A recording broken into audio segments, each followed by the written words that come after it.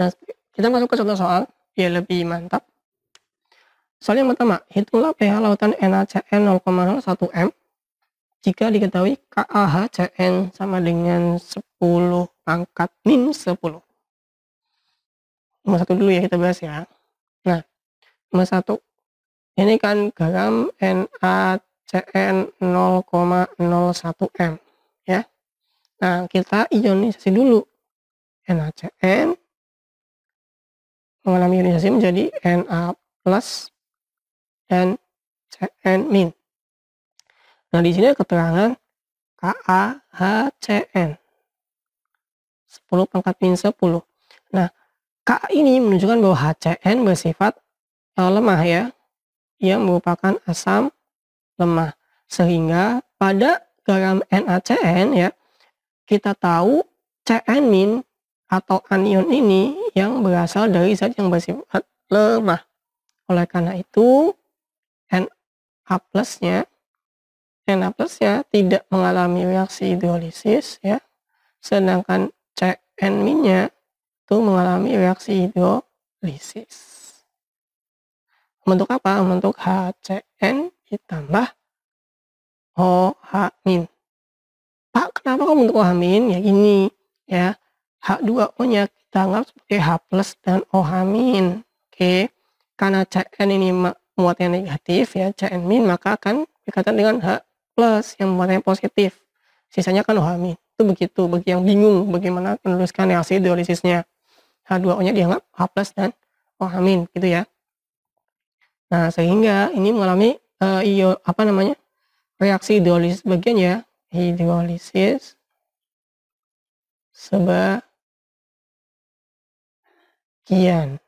Nah, selanjutnya dari reaksi hidrolisis Cn- ini kita tahu bahwa ion yang dihasilkan adalah ion OH-, sehingga perhitungan rumusnya menggunakan rumus konsentrasi OH- yaitu akar Kw dibagi Ka.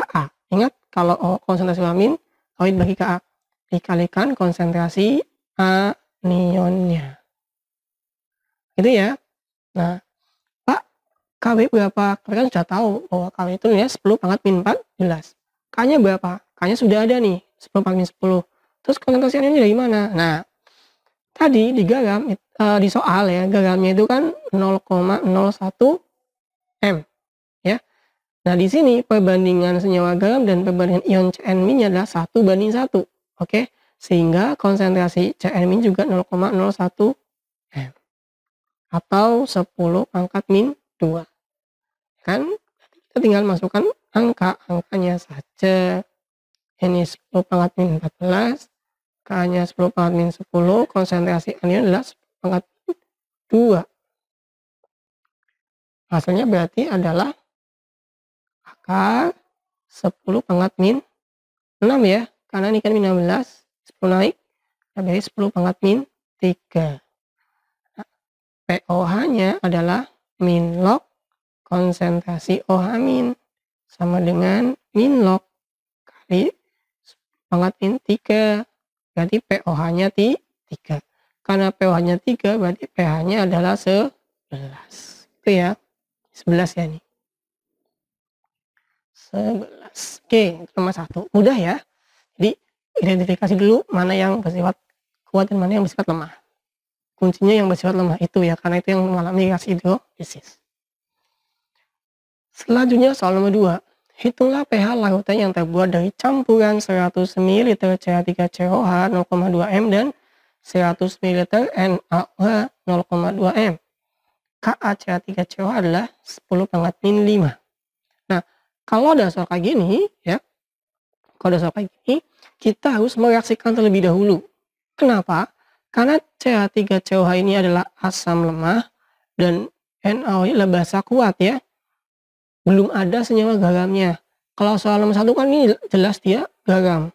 Pak, taunya garam dari mana? Ya iya, Na itu logam ya kan. Cn- itu kan anion. NaCN itu garam. Kenapa? Ya kalau asamnya itu di HCN gitu loh. Jadi diidentifikasi dulu di soal sudah ada senyawa garamnya atau belum. Nah, kalau nomor 1 sudah langsung senyawa garamnya, nomor 2 belum ada senyawa garamnya. Sehingga kita reaksikan dulu ya. CH3COOH ditambah NaOH menjadi CH3COONa ditambah H2O. Gitu ya. Nah, ini mula-mula reaksi sisa. Ingat, ini adalah materi kelas 10 stoikiometri ya. Saya mengingat kembali ya, ketika reaksi ini besaran yang digunakan adalah mol. Oke, kita harus cari tahu mol masing-masing zatnya. Mol itu rumusnya apa? Mol itu rumusnya kalau dari soal nomor 2 ya, yaitu volume dikalikan konsentrasi ya. Ini dikalikan ke sini. 100 kali 0,2 adalah 20. Ya, ini berarti 20 milimol. NaOH-nya adalah 100 kali 0,2 juga 20 milimol. N sama dengan M kali V. Nah, barangkali lupa ya. Nah, kemudian karena reaksinya sudah setara, 1:1 semua ya, maka CH3COH yang bereaksi juga 20 milimol, dari NaOH yang bereaksi juga 20 milimol. CH3COONa dan H2O yang terbentuk adalah 20 milimol. Nah, ya, kalau ini bereaksi, kalau ini terbentuk ya. Sehingga CH3COH pada akhir reaksi habis, NaOH pada akhir reaksi juga habis. Nah, yang tersisa adalah 20 milimol CH3COONa dan 20 milimol H2O. Oke. Nah, CH3COONa ini adalah garam. CH3COONa mengalami ionisasi menjadi CH3COO- ditambah Na plus ya. Di sini yang lemah adalah asamnya kan, berarti anionnya yang lemah. Ya, berarti hanya anionnya yang mengalami reaksi hidrolisis membentuk kalau anion CH3COO berarti CH3COO- ditambah 2 membentuk CH3COH ditambah dengan OH-. Nah, karena yang dihasilkan adalah ion OH-, maka perhitungan pH-nya juga menggunakan konsentrasi OH- ya. Maka Kw per Ka kali konsentrasi anion. Ya. Kw-nya adalah 10⁻⁴, Ka-nya adalah 10⁻⁵. Nah, konsentrasi anionnya berapa, Pak? Karena N sama dengan M kali V, maka M sama dengan N per V ya. N-nya kan ada nih, 20 milimol ya, 20 milimol. Nah, volumenya berarti adalah volume total. Volume total dari penjumlahan asal nol dan basa kuat. 100 mili tambah 100 mili berarti 200 mili. Oke, sehingga hasilnya adalah 10⁻⁹ ya. Kalikan 20 bagi 200, 10⁻⁴ 1. Berarti akar 10⁻⁻10 sama dengan 10⁻⁵. Oke. Nah, berarti pOH-nya adalah 5 ya. Dan pH-nya adalah 9. Oke, sampai sini sudah paham belum perhitungan pH-nya? Kalau belum, kita bahas soal-soal selanjutnya. Nah, saya ada soal ya. Soal 3, hitunglah pH larutan yang merupakan campuran dari 100 ml Na4OH 0,2 N dan 100 ml HCl 0,2 M. Kb Na4OH adalah 10/5. Nah, di soal nomor 3 ini sama dengan soal nomor 2, yaitu kita harus mereaksikan terlebih dahulu karena merupakan campuran dari ya. Nah, ini berarti belum ada senyawa garamnya berapa begitu. Jadi nomor 3 kita reaksikan terlebih dahulu. NH4OH ditambah dengan HCl menjadi NH4Cl ditambah H2O. Bagi yang masih bingung bagaimana cara membentuk senyawa garamnya, silahkan lihat video reaksi asam basa ya. Nanti linknya akan saya taruh di kolom deskripsi sehingga kalian tahu kenapa kok hasilnya seperti ini senyawanya begitu ya. Itu sudah saya jelaskan. Oke, ini kita tambahi keterangan M, RS, mula-mula reaksi sisa. Nah, Na4OH mula-mulanya berapa mol? Rumusnya tadi N sama dengan M kali V ya kan? M-nya 0,2, V-nya 100 mili, berarti 20 milimol. Oke, nah kemudian HCl-nya juga 20 milimol. Karena 100 mili kali 0,2. Nah, ini juga reaksinya semua sudah setara ya. Ini 1/1 semua. Nah, berarti NH4OH yang bereaksi 20 milimol, HCl yang bereaksi juga 20 milimol, dan NH4Cl yang terbentuk juga 20 milimol. H2O juga 20 milimol. Nah, berarti NH4OH di akhir reaksi habis, HCl di akhir reaksi habis, dan NH4Cl di akhir reaksi yang terbentuk adalah 20 milimol. Oke? Nah, N6,4Cl adalah garam. Dia mengalami reaksi ionisasi menjadi NH4+ tambah Cl-, ya kan? Nah, pada garam ini ada NH4+ yang merupakan ion dari zat lemah atau dari basa lemah ya, maka hanya NH4+ lah yang mengalami reaksi hidrolisis.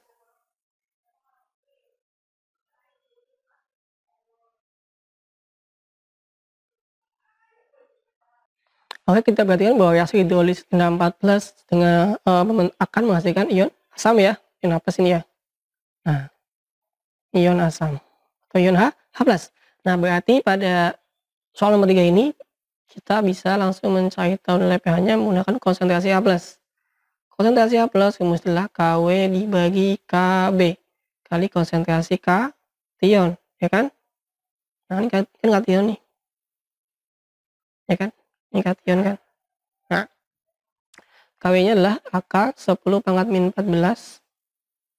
Kb-nya adalah di soal ada tuh 10⁻⁵. Nah, konsentrasi kationnya berapa? Nah, tadi kan konsentrasinya adalah mol dibagi volume, ya kan? Nah, ini kan molnya adalah 20 milimol, ya enggak? Kalau 20 milimol berarti M-nya adalah 20 dibagi 200. Sama ya? 20 milimol bagi 200 mililiter. Dari mana? Ya ini molnya 20 milimol hasil dari reaksi. 200 mili adalah penjumlahan volume dari basa lemah dan asam kuat. 100 mili tambah 100 mili. Oke, kita lanjutkan. Berarti ini adalah 10⁻⁹ kali 10⁻⁻1. Berarti adalah akar 10⁻10. Berarti adalah 10⁻5. Nah, karena ini adalah konsentrasi H+, kita bisa langsung mencari nilai pH-nya. Tinggal inlog konsentrasi H+ atau 10⁻5 sama dengan pH-nya adalah 5. Selesai. Udah ya. Kalau kalian tahu mana yang lemah, mana yang kuat ya, insya Allah bisa mengerjakan soal inilah ya. Nah, kalau misalkan bingung banget gimana cara nentuinnya, ya kamu lihat aja di soal adanya Ka atau Kb. Kalau Ka berarti dia yang lemah asamnya, kalau Kb berarti yang lemah basanya. Kalau ada Ka dan Kb berarti asam dan basanya juga termasuk lemah. Oke, kita lanjut nomor 4. Berapa gram N6,4Cl yang terlarut dalam 100 ml laut N6,4Cl dengan pH 5? Kb adalah 3 dan 10⁻5, ARH sama dengan 1, N14Cl 35,5. Oke, ini merupakan soal pengembangan dari hidrolisis ya. Yang ditanyakan bukan pH, ini adalah massa berapa gram, tetapi di sini ada keterangan pH gramnya. Nah, ini merupakan aplikasi dari stoikiometri ya. Jadi stoikiometri itu materi dasar hitungan kimia, jadi akan selalu dipakai baik di kelas 10, kelas 11 maupun kelas 12. Oleh karena itu untuk konsep mol itu kan diusahakan untuk bisa ya. Oke, yang ditanyakan adalah berapa gram NH4Cl. Berarti yang ditanyakan adalah massa NH4Cl-nya berapa, massa garamnya berapa ya. Nah, massa ini kan gram ya. Gram itu kan kalau di konsep mol rumusnya adalah ini sama dengan N kali Mr. Karena ini senyawa makanya Mr kan. Nah, N atau mol itu bisa didapat dari M dikalikan V ya kan. Nah, oke. Nah, M ini bisa didapat dari pH ya. M ini kan bisa didapat dari pH ya. Konsentrasi ini bisa didapat dari nilai pH. Oleh karena itu, nilai pH ini berpengaruh pada hitungan. Bagaimana caranya kita bahas, oke? Nah, N6,4Cl pH-nya 5.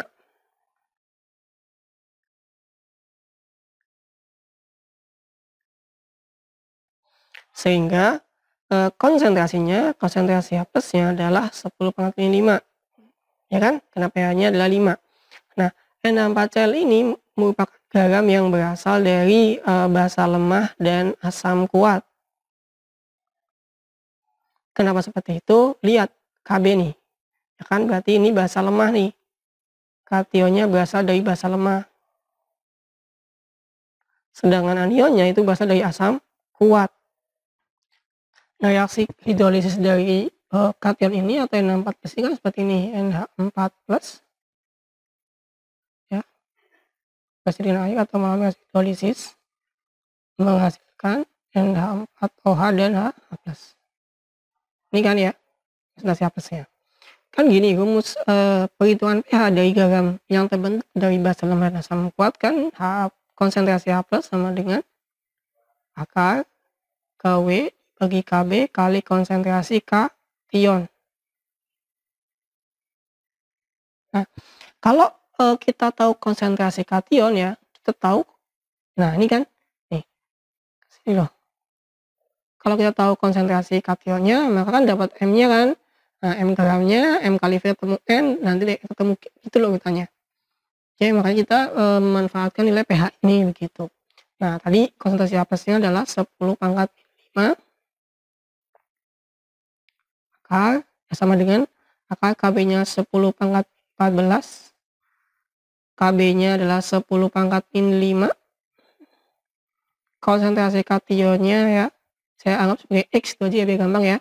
Nah, berarti ini kita kuadratkan supaya akarnya hilang menjadi ini 10⁻⁻10 sama dengan 10⁻⁹ dikalikan X.